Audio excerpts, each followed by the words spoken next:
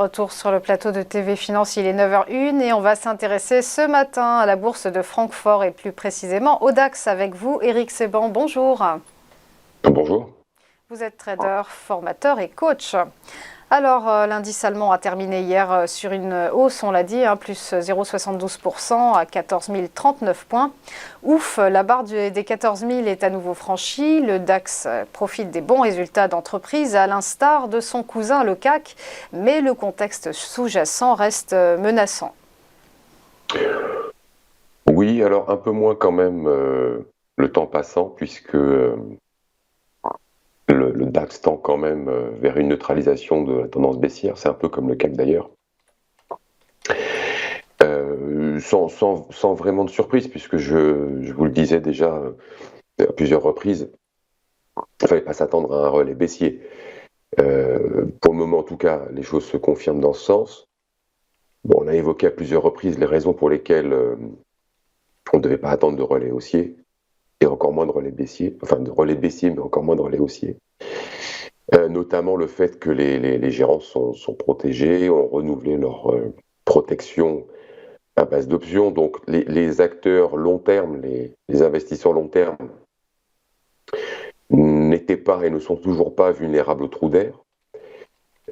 C'est la raison pour laquelle finalement à chaque fois qu'il y en a un, ça résiste, et puis surtout que nous avons un rebond très fort à l'instar de la semaine dernière. C'est vraiment toujours la spéculation qui occupe le devant de la scène, qui anime les échanges.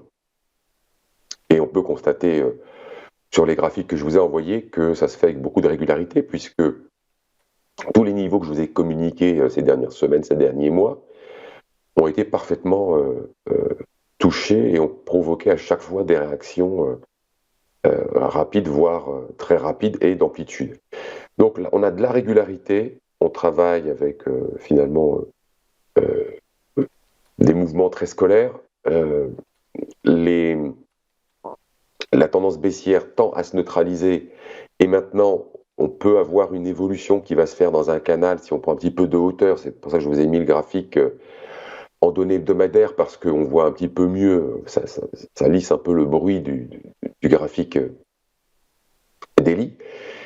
Vous avez une zone maintenant qui se définit assez simplement de 1000 points, dans laquelle en effet cette phase de neutralisation peut, si elle se poursuit, nous donner une évolution pour le DAX. C'est 14 600, 650 en haut et 13 600 en bas.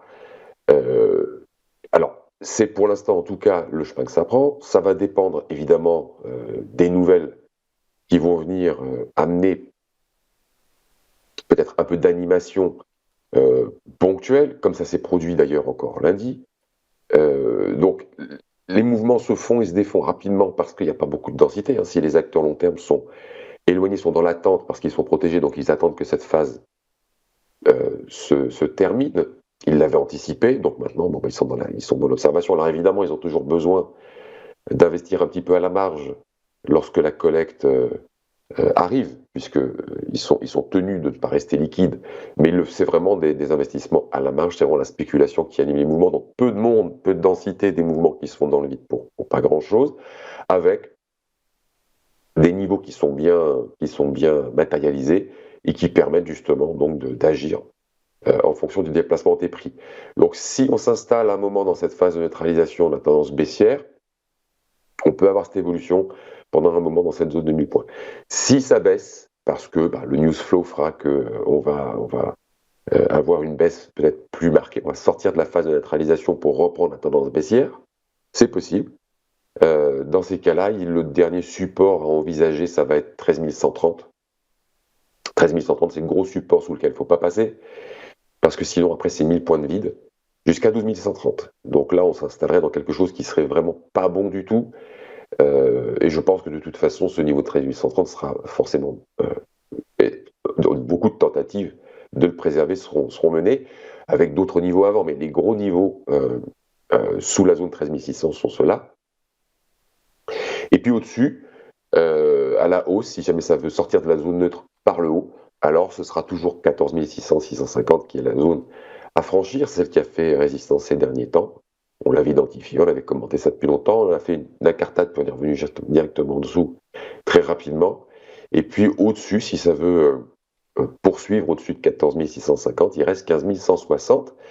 Alors déjà, en franchissant 14 650, on va avoir, alors sur le plan de chartiste uniquement, hein, c'est pas, mais ça reste quand même sur le plan de chartiste, la mise en place, donc la sortie de la phase neutre et potentiellement la mise en place d'une tendance haussière. Je dis la mise en place parce qu'il faudra bien sûr, si on y va, affiner l'analyse sur le contexte et la façon dont les choses se sont mises en place. Mais en tout cas, sortie de la phase neutre par le bas, sortie de la phase neutre par le haut, c'est tout à fait possible. Et en attendant que tout cela se précise, se décide, parce que finalement, maintenant, on est rentré dans une zone d'incertitude, enfin pas d'incertitude, pardon, excusez-moi, je suis un peu malade, donc je suis pas très, très en forme, dans cette phase d'indécision, voilà. Quand on en sortira, on le constatera. Et d'ici là, pour travailler en swing, on peut tout à fait travailler le haut de la zone 14 650 en prenant des positions à la vente pour jouer le bas de la zone 13 580 et puis acheter le bas de la zone potentiellement parce que c'est pas très risqué dans le sens où, encore une fois, le relais baissier, pour l'instant, on n'a pas d'indications qui peuvent nous amener à entrevoir un relais baissier, exactement comme ces dernières semaines, donc avec évidemment des stops juste au-dessus de 14 650 si on vend et de 13 580 si on achète. Merci beaucoup Eric Seban pour votre décryptage. Voilà donc pour ce DAX en phase de neutralisation de la tendance baissière. Merci à vous et bon établissement. À suivre après une courte pause, quelles valeurs vont se démarquer aujourd'hui et quels actifs? Eh bien, vous saurez tout avec les Market Movers.